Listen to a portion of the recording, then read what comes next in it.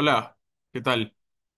Em, Hago este video porque me parece bastante interesante este reto en la mayoría de debates que hay en el circuito. Esto es una pregunta que me han hecho varias veces, ¿no? Sobre todo, y creo que expresa una tendencia razonable en las mociones que hoy día el circuito elige. Y es cómo me enfrento a debates donde en teoría debería tener conocimiento específico, ¿no? Em, Aquí, ¿qué entiendo yo por conocimiento específico? Bueno, me refiero a cuando tienes un conocimiento más o menos profundo o razonable de cierta temática en concreto, ¿no?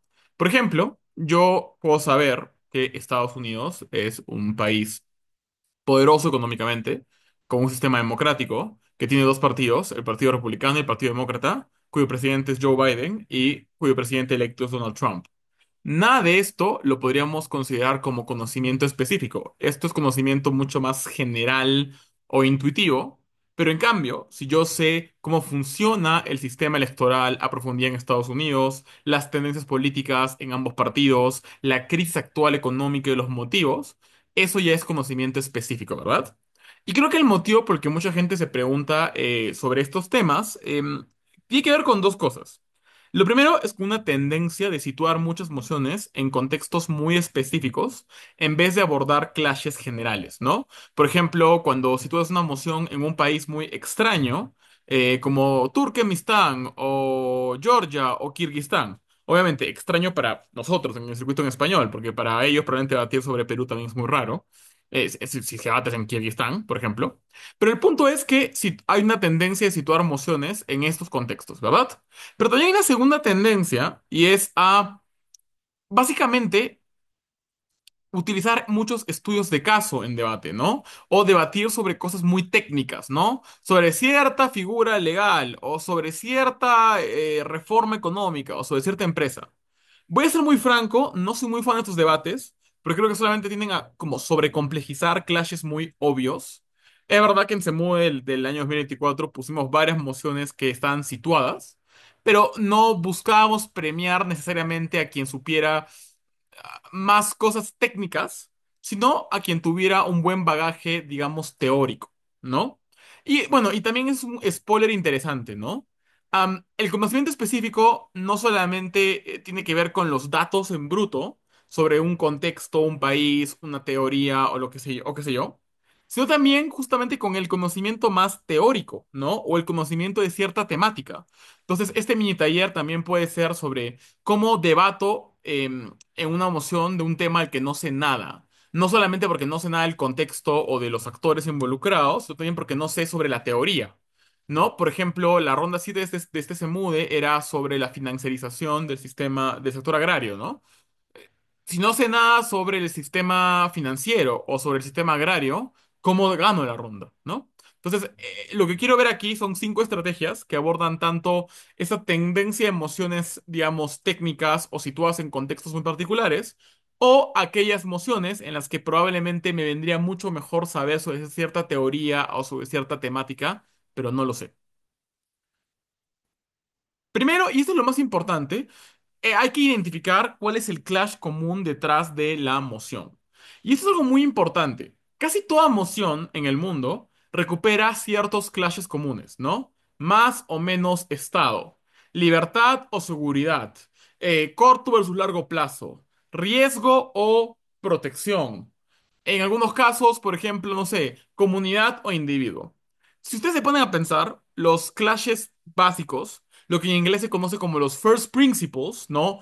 Estos principios fundamentales y la manera en que están contrapuestos, son bastante repetidos en debate.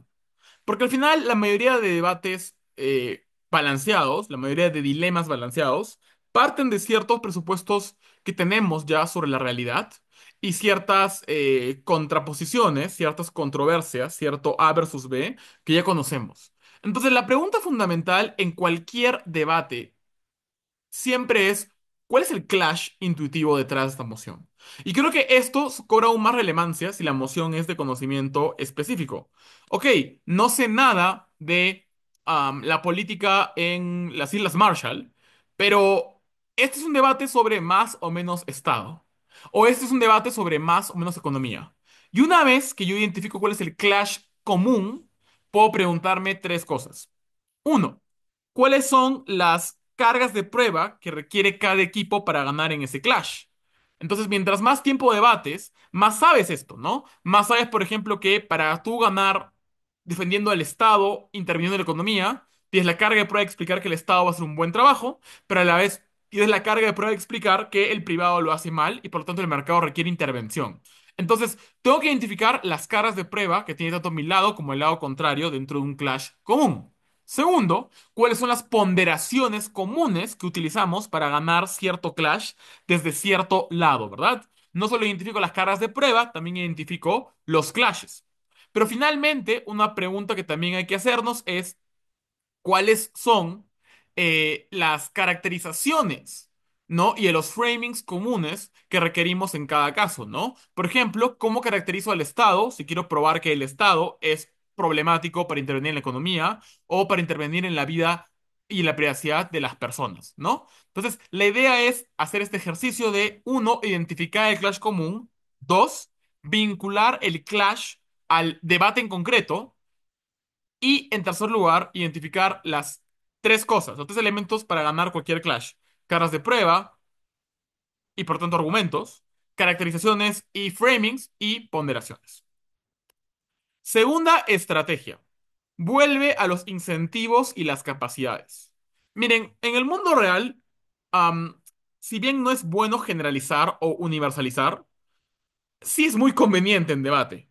Y creo que cuando tienes 7 minutos y tienes poco tiempo de preparación, es razonable que vuelvas a ciertas, digamos, caracterizaciones, yo diría, comunes o razonables sobre ciertos actores, ¿no? Obviamente, no todos los políticos, no todos los hombres de empresa, mujeres de empresa, no todos los actores en cierto rubro son de la manera en que tú los vas a caracterizar en el debate. Pero hay buenos motivos para pensar que la mayoría son de esta manera, ¿no? Entonces la pregunta fundamental que hay que hacernos es, bueno, ya he identificado cuál es el clash razonable de este debate y qué actores están involucrados. Bueno, es momento de identificar tanto el incentivo como capacidad de los actores. Ok, no sé mucho del sistema agrario financiero, pero puedo identificar que los actores en esa moción son los pequeños productores agrarios, los grandes productores agrarios, los consumidores y el Estado. Cuatro actores. Entonces, una vez que he identificado esos actores, me pregunto cuáles son razonablemente sus incentivos y capacidades, ¿no? Por ejemplo, ¿cuál es el incentivo principal de un pequeño productor? Subsistir. Porque es intuitivo pensar que un pequeño productor no tiene un gran capital como para poder sostenerse con mucha claridad dentro del mercado. Así que la subsistencia suele ser el principal motor económico de estas personas. Es el incentivo. ¿Qué capacidad tiene el pequeño productor agrario? Bueno, razonablemente, el pequeño productor agrario no trabaja para nadie, trabaja para sí mismo. Entonces es razonable pensar que puede autoexplotarse. Y de hecho, la literatura especializada nos muestra que el pequeño productor dentro de la agricultura suele explotarse como un mecanismo para conseguir más recursos. Entonces, toda esta explicación, que parece sofisticada, nace de algo muy básico. Nace de haber identificado los actores involucrados en la moción, de haber identificado sus incentivos y capacidades y de haberlos mecanizado de forma razonable y con un par de ejemplos. Y esto es súper importante porque puedo no saber sobre la economía rusa contemporánea, pero sí sé más o menos que la Rusia hoy día tiene un gran poder oligárquico, que hay ciertos oligarcas que tienen un gran poder dentro de la economía rusa. Entonces la pregunta que hay que hacernos en este caso es, bueno, ¿cómo son estos oligarcas? ¿En qué piensan? ¿Qué los motiva a actuar? Y una vez que he identificado esos incentivos, bueno, ¿qué recursos tienen? ¿Qué pueden hacer? Sus capacidades, ¿no? Y así podemos construir argumentos genéricos, ¿no? Argumentos stock, como se llama, que son argumentos que pueden utilizarse en varios debates, pero que finalmente están bien razonados, ¿no? Pueden no tener el mejor conocimiento, los mejores ejemplos, la información más técnica, pero la lógica detrás del argumento sigue funcionando y por tanto el argumento puede cobrar relevancia aún si es que tu conocimiento no es muy amplio. Eso me lleva a un tercer punto que me parece importante, ¿no? Estas dos primeras estrategias son puramente analíticas, son de utilizar la lógica genérica a nuestro favor. Esta estrategia ya parte de algo diferente, un poco más arriesgado, pero que cuando se hace bien, también funciona. Y es apelar a las deducciones razonables. ¿A qué me refiero con esto? Me refiero a casos en los que yo sé algo sobre el país y a partir de eso puedo construir una deducción sobre otros factores.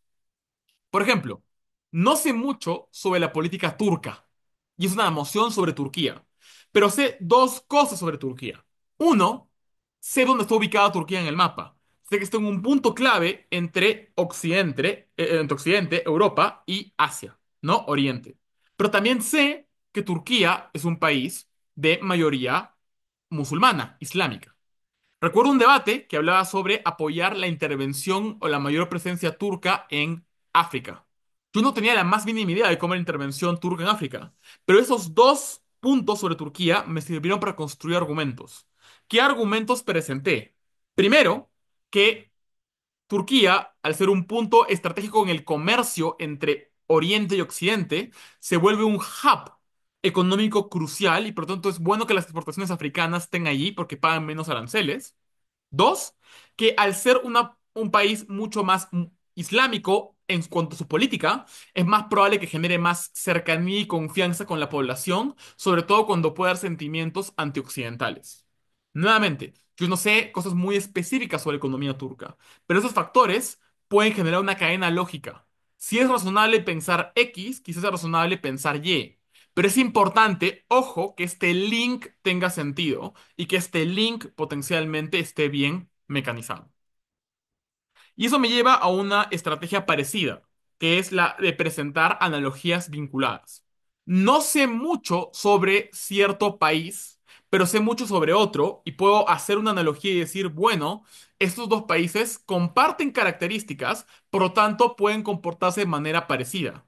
No sé mucho sobre una industria, pero sé mucho sobre otra industria y puedo hacer un link, ¿verdad? Aquí la idea es utilizar un estudio de caso parecido al de la emoción, que no es el mismo, pero explicar cómo la lógica puede ser justamente similar, ¿no? Por ejemplo, no sé mucho sobre la dictadura en Turkmenistán, pero he vivido una dictadura en Perú, ¿no? En el Fujimorismo. O he visto una dictadura, por ejemplo, en Chile, con el pinochetismo.